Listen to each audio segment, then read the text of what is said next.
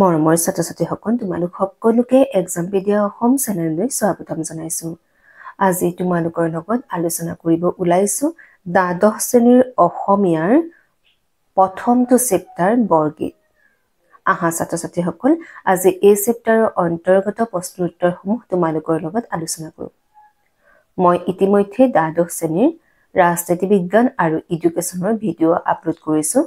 তোমালোকে যদি ভিডিঅ'সমূহ চোৱা নাই মোৰ চেনেলৰ প্লেলিষ্টত গৈ ভিডিঅ'সমূহ চাব পাৰিবা।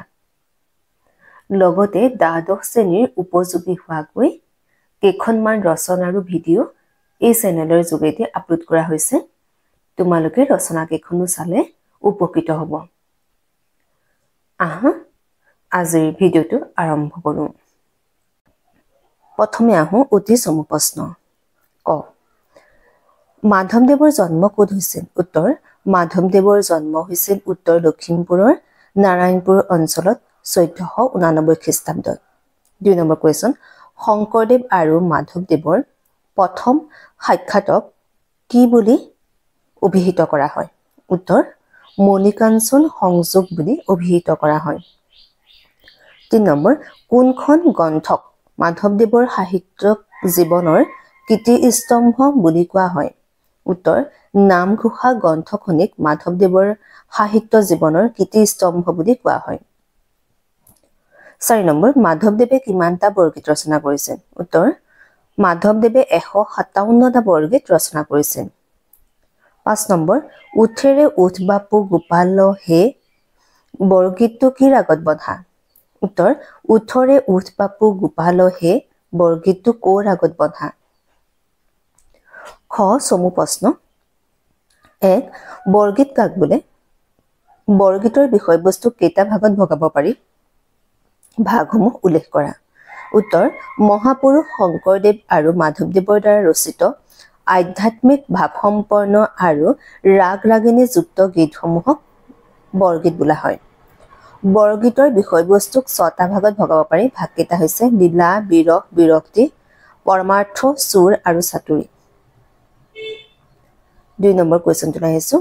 ডক্টৰ বাণীকান্ত কাকতিয়ে বৰগীতবোৰক কিয় 9 নাম্বাৰছ বুলি কৈছে? উত্তৰ বৰগীতসমূহ প্ৰধানকৈ আধ্যাত্মিক ভাৱেৰে পুষ্ট। বৰগীতৰ ৰাগ, তাল, সাংগীতিক ভাষা আদিৰ অন্তৰালত গভীৰ আধ্যাত্মিক ভাৱৰ প্ৰৱাহ পৰিলক্ষিত হয়। সেইবাবে ডক্টৰ বাণীকান্ত কাকতিয়ে বৰগীতসমূহক 9 নাম্বাৰছ বুলি কৈছে। 3 নম্বৰ, মাধৱদেৱৰ বৰগীতৰ প্ৰধান বৈশিষ্ট্য কি? উত্তৰ মাধৱদেৱৰ বৰগীতত শিশু কৃষ্ণই প্ৰাধান্য লাভ কৰিছে। ভগৱান শ্ৰীকৃষ্ণৰ শিশুকালৰ নানান ক্ৰিয়া কলাপৰ মনোমুগ্ধকৰ বৰ্ণনা মাধৱদেৱৰ বৰগীতত পোৱা যায়। গতিকে বাৎসল্য ভাৱৰ প্ৰকাশ মাধৱদেৱৰ বৰগীতৰ প্ৰধান বৈশিষ্ট্য। 4 নম্বৰ কুৱেশ্যনটোলৈ আহিছোঁ। সৰ্বপুৰুষৰ শিৰৰ ভূষণ বুলি কোনে কাক কিয় কৈছে? উত্তৰ সৰ্বপুৰুষৰ শিৰৰ ভূষণ বুলি যশোদাই শিশু কৃষ্ণক কৈছে। যশোদাই কৃষ্ণক টোপনিৰ পৰা জগাবলৈ বাপু, কমল নয়ন, পান্ধন আদি বুলি সম্বোধন কৰি মৰমেৰে কোলাত লৈ চুম্বন কৰি কৈছিল যে সকলো পুৰুষৰ শিৰৰ ভূষণ অৰ্থাৎ সকলোৰে আৰাধ্য দেৱতা তুমি মোৰ বাপু গোবিন্দ। আচলতে যশোদাই একান্ত ভক্তি আৰু সাধনাৰ বলত জগতৰ স্ৰষ্টা শ্ৰীকৃষ্ণক পুত্ৰৰূপে লাভ কৰিছিল। 5 নম্বৰ কুৱেশ্যনটোলৈ আহিছোঁ। সিদ্ধ মুনিগণে চিন্তিয়া নাপায়ে সৌ হৰি যশোৱা কোলে সিদ্ধ মুনিগণে নোপোৱা হৰিক যশোদাই কিহৰ বলত পুত্ৰৰূপে পালে বুজাই লিখা। উত্তৰ উক্ত পদফাকে আমাৰ পাঠ্যপুথিৰ অন্তৰ্গত শ্ৰী শ্ৰী মাধৱদেৱে লিখা উঠৰেৰ উঠ বাপু গোপাল হে বৰগীতটিৰ পৰা অনা হৈছে। ভগৱান নিৰাকাৰ আৰু নিৰঞ্জন, তেওঁ সকলোতে বিৰাজমান। তেওঁৱেই স্ৰষ্টা, ত্ৰাণকৰ্তা আৰু সংহাৰকৰ্তাও। এই জনা মহিমাময়ী বিশ্বব্ৰহ্মাণ্ডৰ অধিপতি ভগৱানক কোনেও দৰ্শন কৰিবলৈ পোৱা নাই। আনকি সিদ্ধ মুনিগণে ঋষিসকলে বহু সাধনা আৰু বছৰ বছৰ ধ্যান কৰাৰ পাছতো ভগৱানক বিচাৰি পোৱা নাই। অথচ এই জনা পৰম ব্ৰহ্ম পৰমেশ্বৰক যশোদাই পুত্ৰৰূপে লাভ কৰি কোলাত লৈ মৰম কৰিব পাৰিছে। কোৱা হয় ভগৱান ভক্তৰ দাস। সন্তানহীনা যশোদাই সন্তান লাভৰ বাবে একান্তচিতে ভগৱানক আৰাধনা কৰিছিল। যশোদাৰ একান্ত সাধনা আৰু পৰম ভক্তিৰ বলতে জগত ঈশ্বৰক নিজ পুত্ৰৰূপে পাইছিল।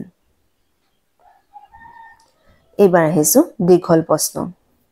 মাধৱদেৱৰ উঠৰে উঠ বাপু গোপাল হে বৰগীতটোৰ মূল কথাখিনি আলোচনা কৰা।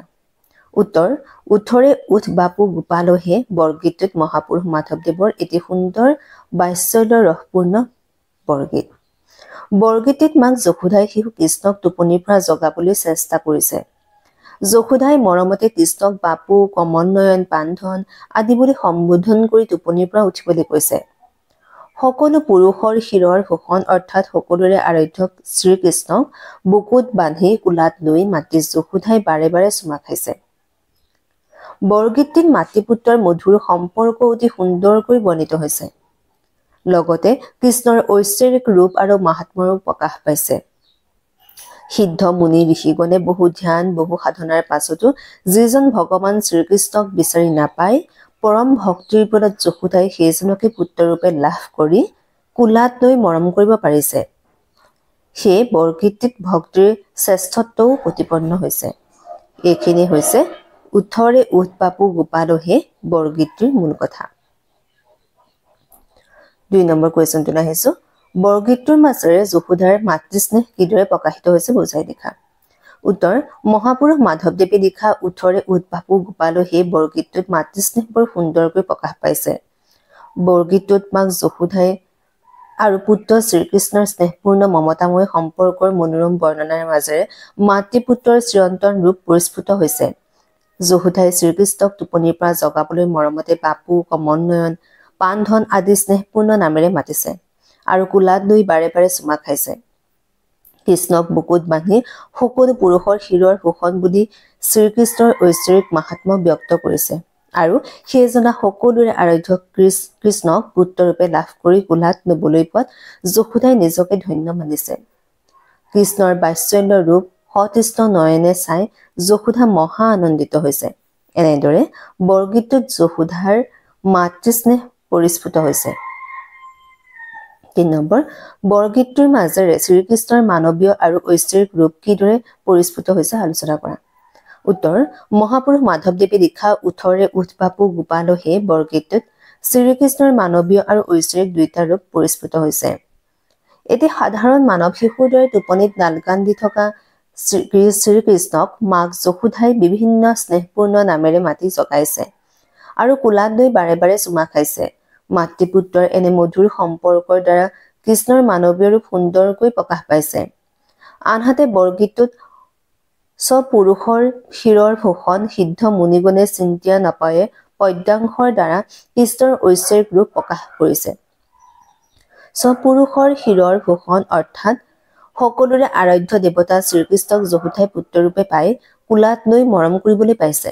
সিদ্ধ মুনি ঋষিসকলে বহু ধ্যান বহু সাধনাৰ পাছতো যিজন নিৰাকাৰ ভগৱানক বিচাৰি নাপায় সেই মহিমাময়ী ভগৱান সুশৰীৰে যশোদাৰ কোলাত মৰম আকলোৱা শিশুৰূপে ধৰা দিছে। এনেদৰে বৰগীতটিত মাধৱদেৱে শ্ৰীকৃষ্ণৰ মানৱীয় আৰু ঐশ্বৰিক দুইটা ৰূপ সুন্দৰকৈ দাঙি ধৰিছে। এইবাৰ আহিছো 4 নম্বৰ কুৱেশ্যনটোলৈ। বৰগীতটোৰ মাধ্যমেৰে ভক্তিৰ প্ৰকাশ কিদৰে ঘটিছে আলোচনা কৰা। উত্তৰ, মহাপুৰুষ মাধৱদেৱ বিৰচিত উঠৰে উঠ বাপু গোপাল হে বৰগীতটোৰ জৰিয়তে ভক্তিৰ শ্ৰেষ্ঠত্ব প্ৰতিপন্ন কৰি ভগৱান যে ভক্তৰ অধীন সেই কথা হৃদয়স্পৰ্শীভাৱে বৰ্ণনা কৰিছে। ভগৱানৰ আদিও নাই অন্তও নাই, তেওঁ অনাদি আৰু অনন্ত আৰু সৰ্বলোকতে বিৰাজমান। বিশ্ব ব্ৰহ্মাণ্ডৰ অধিকাৰী এইজনা মহিমাময়ী ভগৱানৰ দৰ্শন লাভ কৰাটো সাধাৰণ মনুষ্যৰ বাবে সম্ভৱ নহয়। আনকি সিদ্ধ মুনি ঋষিসকলে বহু বছৰ তপস্যা আৰু ধ্যান কৰি ভগৱানৰ দৰ্শন লাভ কৰিব নোৱাৰিছিল। কিন্তু সেইজনা ব্ৰহ্মাণ্ডপতি ভগৱান ভক্তৰ ভকতিত অধীন হৈ পৰে। পুত্ৰহীনা যশোদাই ভগৱানৰ প্ৰতি অনেক সাধনা আৰু আকুণ্ঠ ভক্তিত তুষ্ট হৈ পৰম মহিমাময়ী ভগৱান শ্ৰীকৃষ্ণই পুত্ৰৰূপে আবিৰ্ভাৱ হৈ যশোদাৰ জীৱন ধন্য কৰিছে। বৰগীতটোত যশোদাই পৰম ভক্তিৰ বলত ত্ৰিজগতৰ পতি ভগৱানক পুত্ৰৰূপে কোলাত লৈ মৰম কৰিবলৈ পোৱাটো সুন্দৰকৈ ব্যক্ত কৰিছে। 5 নম্বৰ প্ৰসংগ সংগতি দৰ্শাই ব্যাখ্যা কৰা ত্ৰিজগতৰ প্ৰতি ভকতি মিলিল মুৰুখ মাধৱে বোলে উত্তৰ উক্ত পদফাকি আমাৰ পাঠ্যপুথিৰ অন্তৰ্গত মহাপুৰুষ মাধৱদেৱে লিখা উঠৰে উৎপাপু গোপাল হে বৰগীতটিৰ পৰা অনা হৈছে ভগৱান যে ভক্তৰ অধীন বা ভক্তৰ ভকতিত ভগৱানো দাস হৈ পৰে সেই প্ৰসংগতে পদফাকিৰ অৱতাৰণা কৰিছে কৃষ্ণ আছিল ভগৱান বিষ্ণুৰ মানৱ অৱতাৰ আনহাতে যশোধা আছিল সাধাৰণ এগৰাকী গোৱালৰ জী পুত্ৰহীনা যশোধাই পুত্ৰ লাভৰ বাবে নিতৌ কৰিছিল ভগৱানৰ আৰাধনা একান্ত ভক্তি যশোধাৰ অচলা ভক্তিত তুষ্ট হৈ ত্ৰিজগতৰ প্ৰতি ভগৱানে পুত্ৰৰূপে যশোধাৰ কোলা শুৱনি কৰিছে ভক্তৰ ভকতিত তুষ্ট হৈ নিজ পুত্ৰৰূপে ধৰা দিয়াকে কবি মাধৱদেৱে পদফাকি ব্যক্ত কৰিছে এক বৰগীতটিৰ ভাষা কি উত্তৰ বৰগীতটিৰ ভাষা বৰজাৱলী এটো 2019 চনত আহিছিল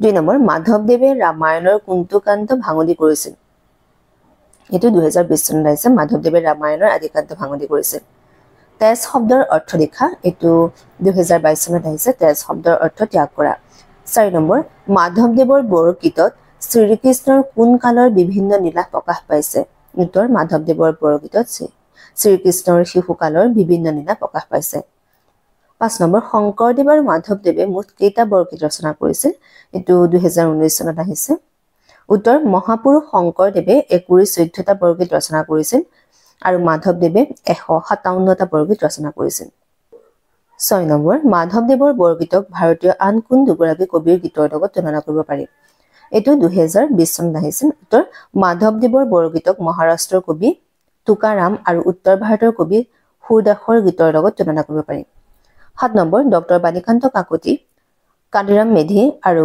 দেবেন্দ্ৰনাথ বেজবৰুৱাই বৰগীতসমূহক কি বুলি কৈছে উত্তৰ ডক্টৰ বাণীকান্ত কাকতিয়ে বৰগীতসমূহক নবেল নাম্বাৰছ বুলি কৈছে একেদৰে কাদিৰাম মেধিয়ে গেট সং বা সং সেলেস্টিয়েল আৰু দেবেন্দ্ৰনাথ বেজবৰুৱাই হোলি সং বুলি কৈছে ছাত্ৰ-ছাত্ৰীসকল এইখিনি আছিল এই চেপ্টাৰৰ অন্তৰ্গত কোৱেশ্চন আনসাৰ ভিডিওটো চাই কেনে পালা যদি ভাল পাইছা লাইক কৰিবা কমেন্ট কৰিবা আৰু নিজৰ বন্ধু-বান্ধৱীসকলক যিমান পাৰা সিমান শ্বেয়াৰ কৰিবা যাতে তেওঁলোকো উপকৃত হয় লগতে মোৰ চেনেলটো সাবস্ক্ৰাইব কৰি দিবলৈ নাপাহৰিবা যদি ফেসবুকৰ পৰা চাইছা মোক তেন্তে ফলো কৰিবা ধন্যবাদ